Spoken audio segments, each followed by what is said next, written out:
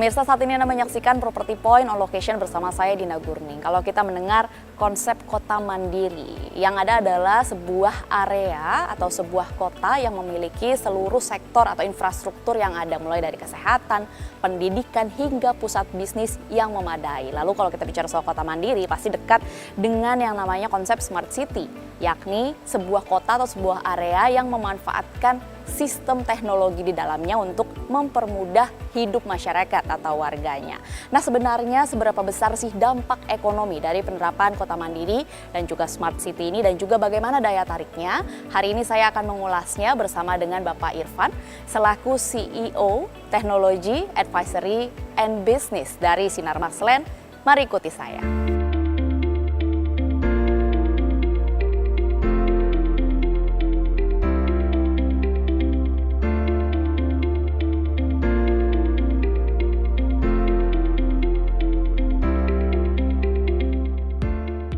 Apa kabar Pak Irfan? Kabar baik, alhamdulillah. Oke, baik. Terima kasih sudah meluangkan waktu bersama kami di CNBC Indonesia.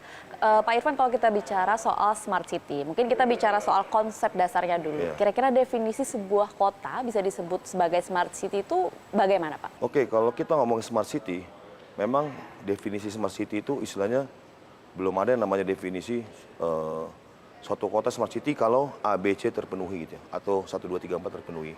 Beberapa kota itu mendefinisikan Smart City itu memang berbeda-beda. Jadi kalau menurut kami, berdasarkan yang kami sudah studi, definisi Smart City itu akhirnya berpulang terhadap local challenges-nya itu apa sih?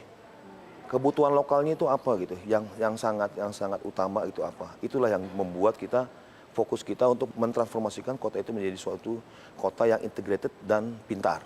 Okay. Gitu. Nah, kalau di BSD, definisi lokalnya itu adalah konsep kita membangun Smart City atau mentransformasikan BSD City menjadi Smart City, itu adalah bagaimana kita meng-create ekosistem, digital ekosistem dalam BSD, sehingga nanti ke depannya itu akan memberikan impact bukan hanya sekedar di teknologi, tapi impact terhadap sosial, impact terhadap ekonomi sendiri, dan impact terhadap environment.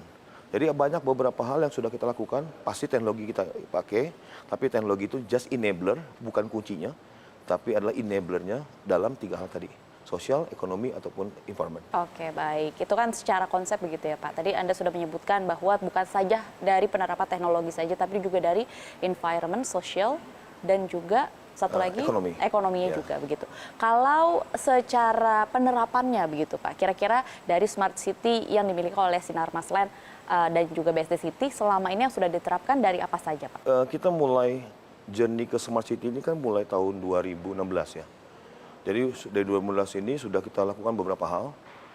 Contohnya kalau soal paling gampang kelihatan, kalau rumah-rumah di BSD ataupun new development untuk apartemen, sudah pasti semuanya itu kita konsepnya adalah smart home.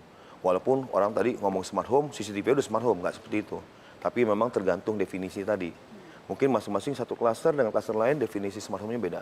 Tetapi at the end bagaimana caranya adalah membuat yang namanya penduduk itu punya convenience feeling gitu untuk tinggal di situ ataupun untuk bekerja.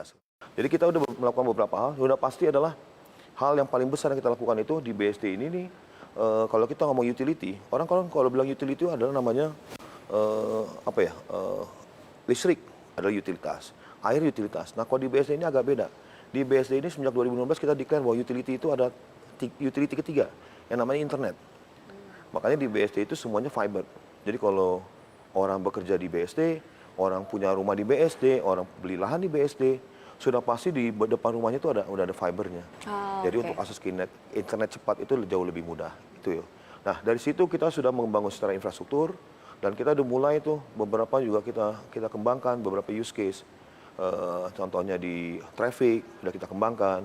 Kalau di traffic di BSD ini, kalau notice di BSD ini trafficnya itu benar-benar adaptif. Lampu merahnya.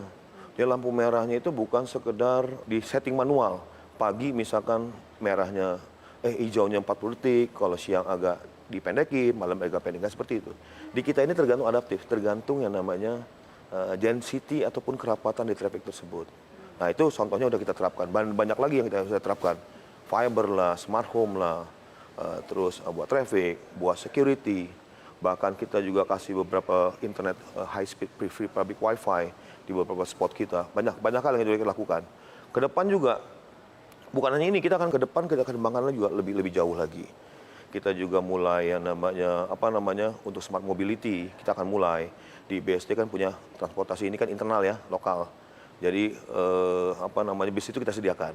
Tapi bagaimana caranya bis itu lebih smart. Jadi jangan dia cuma keliling-keliling tanpa penumpang. Nah, ini kita akan lakukan semacam kayak machine learning, AI segala macam. Tapi bukan hanya teknologi tadi seperti saya bilang.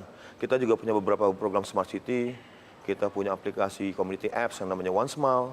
Kita punya aktivasi buat digital ekonomi itu yang kita namakan DNA, Digital Hub Next Action, di mana kita menyediakan namanya inkubator, accelerator, segala macam, termasuk pendanaan. Kita punya Living Lab, ya kita juga bisa menjadikan pendanaan. Samping itu juga kita juga enable yang namanya digital education di BSD. Kalau perhatikan ada beberapa institusi di BSD ini sudah menjadi digital school, ya. Ada seperti seperti Binar, seperti Purwadika. Itu sebenarnya digital school yang kita ciptakan di BSD sehingga mereka pun menjadi enabler untuk menjadikan suatu kota itu menjadi kota lebih pintar atau kota yang lebih terintegrasi, yang ujung-ujungnya akan kembali ke masyarakat keuntungan. Berarti penerapan teknologi di banyak sektor dan juga infrastruktur begitu ya, Pak Irfan ya. Baik, tadi Anda menyebutkan salah satu yang diharapkan dampaknya adalah pada sektor ekonomi. Mungkin boleh dielaborasikan apakah pemanfaatan teknologi di dalam sebuah smart city itu dampak ekonominya sudah sejauh apa, Pak? Beberapa hal sih, contohnya di OneSmile. Di OneSmile itu ada feature namanya community commerce. E-commerce tapi buat komunitas gitu ya. Nggak seperti e-commerce yang lain. Tapi benar-benar ibu-ibu misalnya mau saya berjualan di aplikasi tersebut, tapi komunitas tersebut gitu ya. Itu kan sebenarnya meningkatkan daya ekonomi juga. Yang pasti tadi yang di DNA, program kita yang namanya Digital Hub Next Action atau DNA, itu kan kita menyediakan yang namanya one stop solution. Dari startup mau berkembang, mau pilih talent kita punya yang namanya Digital Academy, seperti Purwadika, Bina segala macam. Jadi kalau punya talent mereka ada. Kalau mereka perlu inkubator, akselerator kita menyediakan. Bahkan kalau mereka perlu yang namanya venture capital pun kita punya namanya Living Lab Venture. Seperti itu. Kalau kita bicara soal ekonomi, ini kan bukan cuman kegiatan ekonomi secara langsungnya saja begitu ya Pak, yang tadi sudah Bapak sebutkan. Kita bicara juga soal aksesibilitas yang berkaitan dengan efisiensi waktu, kemudian cost transportasi. Kira-kira dari penerapan teknologi ini, apakah ini berdampak juga terhadap praktisnya kehidupan masyarakat sehari-hari? Sudah pasti. Nah, kita memang dengan sensor yang kita punya, teknologi yang kita punya memang lebih akurat. Jadi kita bisa memberikan advisory. Kalau misalnya saya dari rumah mau pergi ke daerah Fanyapa segala macam. Nah, saya bisa memberikan rute yang lebih efisien itu. Begitupun untuk yang namanya public bus. Yang tadi kita ke depannya juga untuk smart mobility. Dia bisa kontrol tuh bus itu udah sampai mana gitu. Ya, jadi dia bisa ngelihat. Oke, baik. Ini yang menarik adalah meng-highlight penerapan teknologi ini adalah untuk mencapai kenyamanan dan juga dari segi fun bagi masyarakat atau warga yang tinggal di BSD City. Baik, terima kasih Pak Irfan sudah meluangkan waktu bersama kami di CNBC Indonesia. Sehat dan sukses selalu untuk Anda. Terima kasih.